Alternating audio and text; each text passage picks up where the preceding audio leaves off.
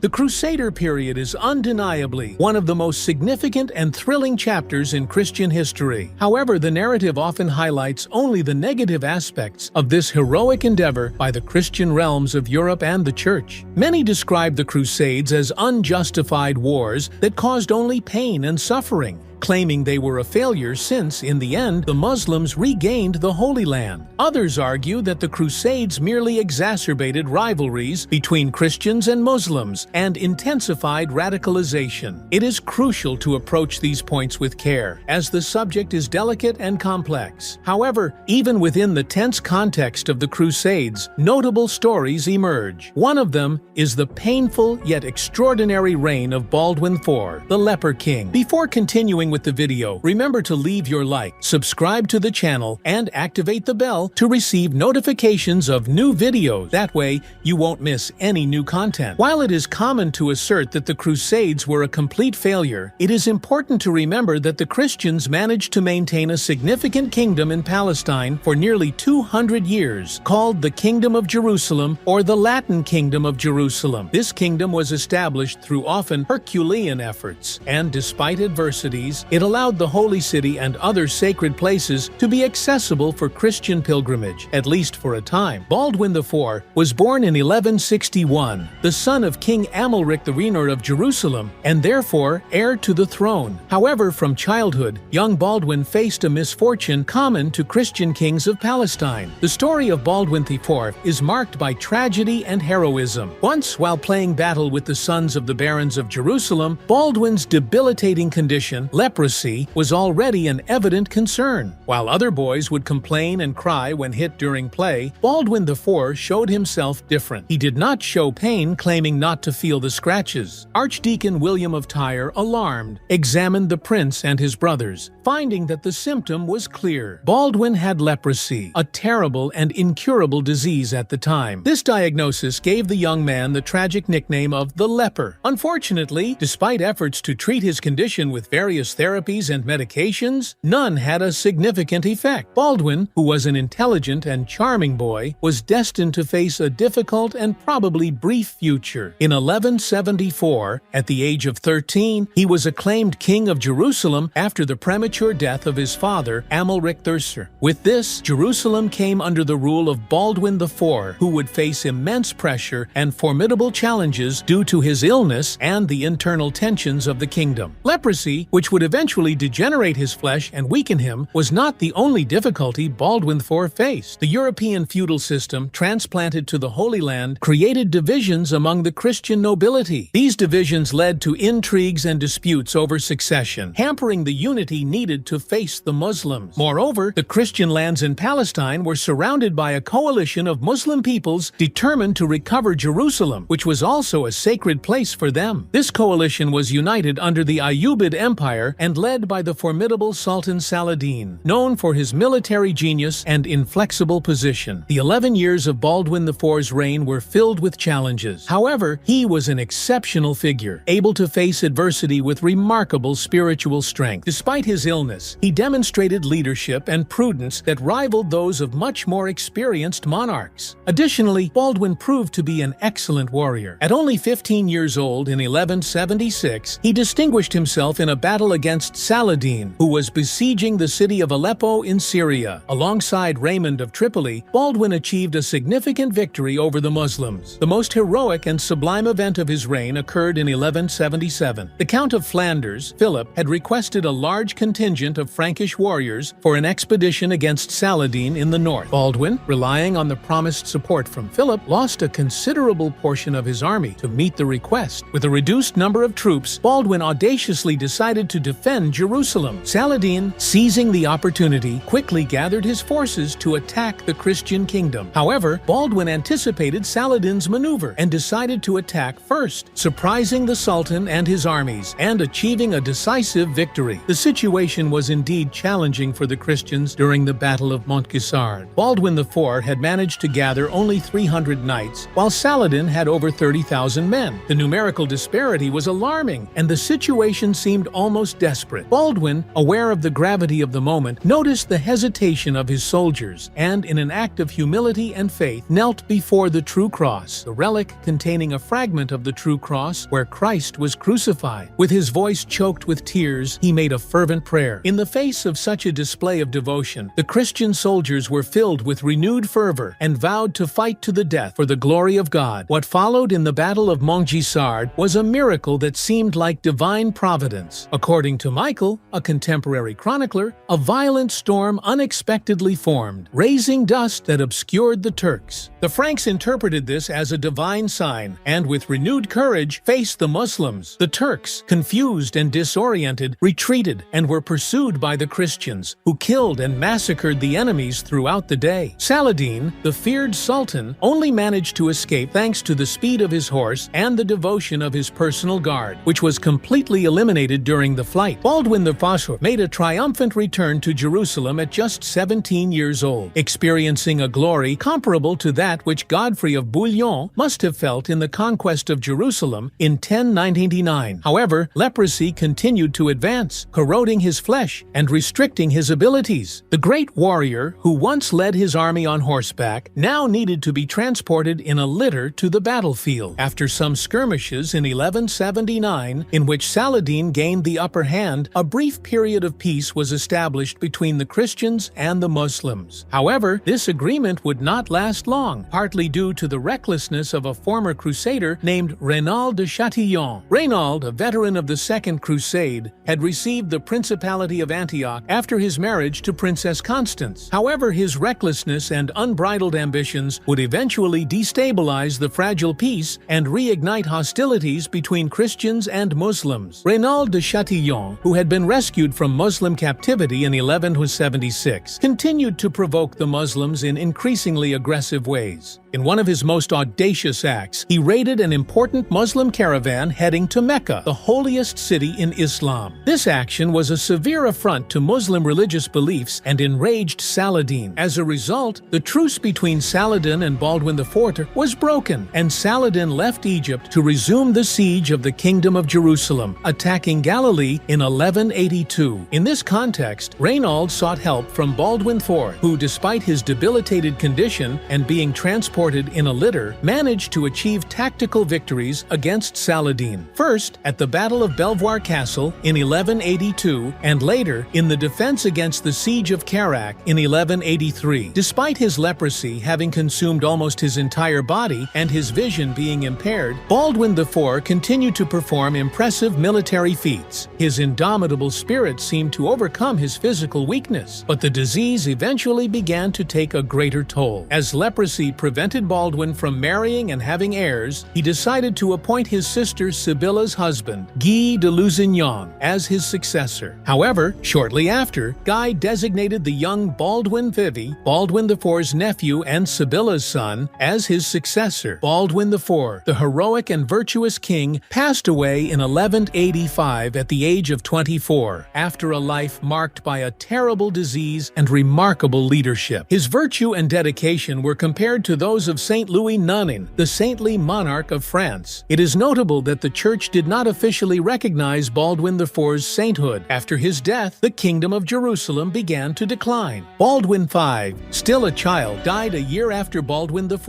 in 1186. Guy de Lusignan, who took the crown, faced significant challenges and the final loss of the kingdom at the Battle of Hattin in 1187. This defeat marked the fall of the Kingdom of Jerusalem, which would only be partially reclaimed after the calling of the Third Crusade. Baldwin IV's life was brief but filled with significant and dramatic events. If you enjoyed the story and want to support the channel, don't forget to like, subscribe, and leave a comment. You can also become a member to further encourage the content. See you next time.